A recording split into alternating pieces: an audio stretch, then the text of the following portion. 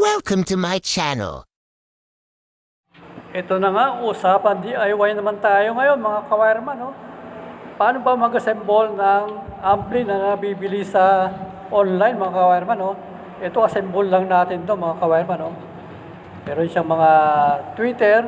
Ito yung pinaka-base niya. Ito naman yung kanyang mid-range at kanyang isang tweeter pa. So mga kawireman, tara at pag-usapan natin kung paano ba mag-assemble. Tara! Ito na nga guys, welcome back again to my YouTube channel. So ngayon guys, DIY na naman tayo ngayon. Mag-DIY tayo ng isang ampli na nabili natin sa online. So ito lang mga kawireman, no? Mura lang to mga kawireman, no? AC/DC, 12 volts, 24 volts. Meron isang microphone. 8 and 12 nakalagay dyan, yung ano ibig sabihin yan, 8 inches ata 12. Hi-Fi power ampli, so nakalagay dyan. Ito sa harapan niya, ito yung mga volume ng microphone. Pwedeng mag video okay mga kawireman, no? Karaoke pala, pero pwede mong lagyan ng ano to, sa video okay, basta may television ka lang. May echo, microphone, volume, echo, volume natin yan, pag manual yan, pwede yan. Treble na tinatawag. Ito yung bass. Bass niya mga kawireman. Dito naman, pwede 12 volts, pwedeng 24 volts. So dito naman pwedeng AC, 110 or 220 volts. Ito naman yung pag 220 volts ang gagamitin mo. Ito, meron siyang power dito. Yan, ganyan mula siya. Yung off mo, yan. Pag naka-on, yung para sa AC natin. So ilaw naman dito, ilaw, on-off. So, may tinatawag na power, IR, infrared, tinatawag. Ito, sa optical yan, mga kawireman. Ito naman TF, pwede lagyan ng TF, saka USB. Ito naman yung audio natin, pag gagamit ka ng RCA, papunta sa ating ampli o sa TV, television natin. So, ito yung microphone natin, no? So, dito naman sa nakalawit na ito naman yung tinatawag na antena, no? So, mapunta naman tayo dito sa ating likod. So, ito yung likod niya. Ito yung PCB. Yan, mga nakakonekto dyan. Capacitor. Transformer. Yan, mga capacitor. Medyo malit lang siya, mga kawireman, no? So, dito sa ilaw. Lagyan mo ng ilaw yan. Parang dancing light. So, dito naman yung dalawa. Ito yung speaker natin, no? So, dito sa, taas. Ito. Para sa Twitter yan. Ito naman, speaker o left and right na tinatawag. So, mamaya, wawiringan natin. So, dito naman, meron tayong speaker, yung bass. Subwoofer. Kinuha ko lang sa lumang speaker to mga kawireman. So, ito naman, binili natin sa online. Mid-range na tinatawag. Ito, malit lang siya. Sabi nung nakalagay dun sa label niya, 100 watts daw. 4 ohms ata ito, 4 ohms. So, dito naman yung tweeter. So, yung tweeter natin, no? So, yan. Yun, umpisa na natin kung paano wiringan to. So, ang gagawin natin, ay, ito naman yung remote niya pala. Remote. Unahin natin dito, wiringan. Dito lang pala, sa Twitter muna tayo, Twitter. So, meron tayo yung, natin. So, ito yung wire ng ating mga speaker. Ang gagawin lang natin ngayon ay yung parallel, hindi series.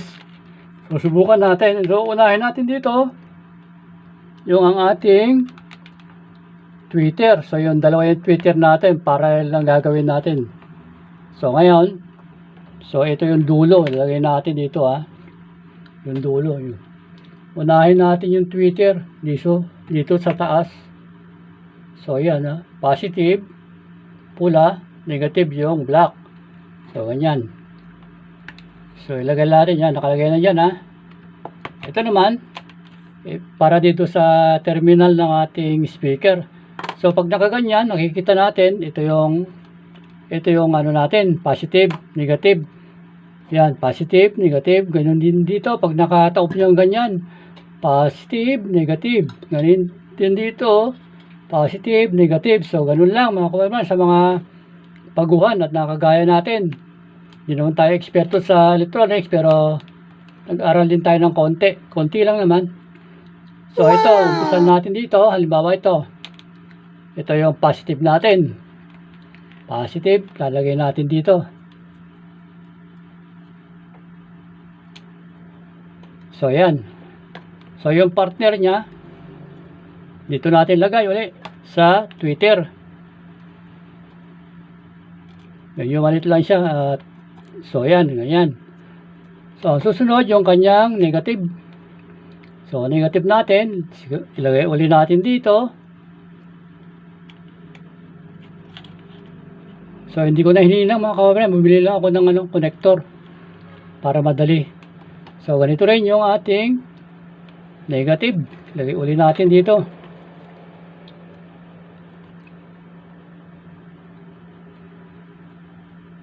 So tapos na tayo dito sa ating Twitter. Ngayon naman, susubukan natin, ang gagawin lang natin para di tayo ma-shock, 12 volts lang yung ating isusupply. So meron tayong adapter dito. Actually ito yung adapter ng isang natin, CCTV. So medyo naman siya 1 amperes. So ito na dito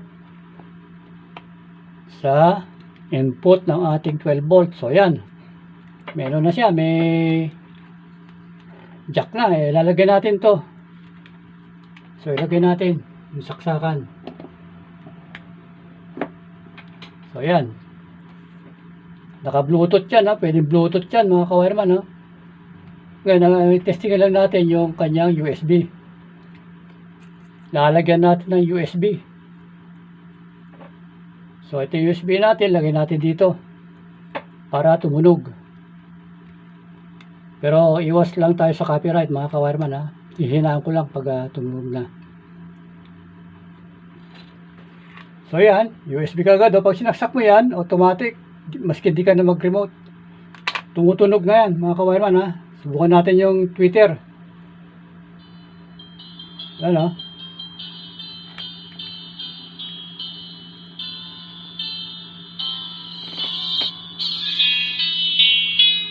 Yan.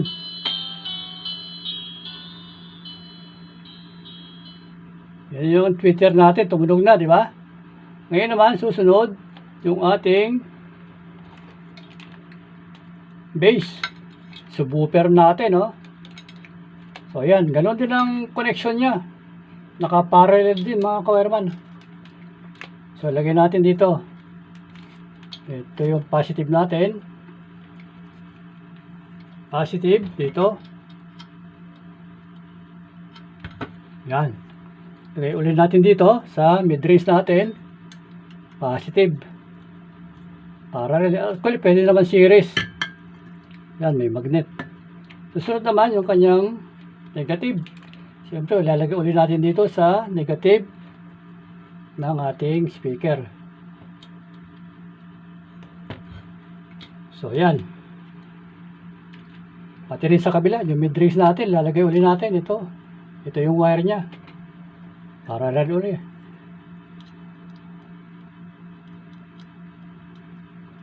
Ayaw ma-shoot. So, yan. Nilagyan ko lang ng ng tagging para mabilis. Ngayon naman, yung kanyang wire, ilalagay na ulit natin sa likod. Tanggalin muna natin itong baka biglang bumulusok ng sounds. So, ilagay natin dito sa baba. Ilagay natin na ganyan,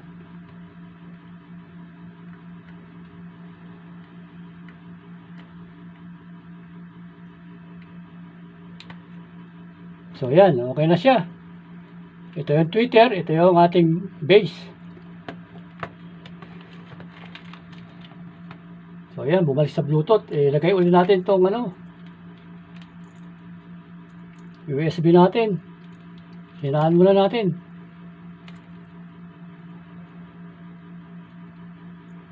Game. Ayan. Lagay na natin. Automatic na. USB na yan. Pwede na natin lakasan.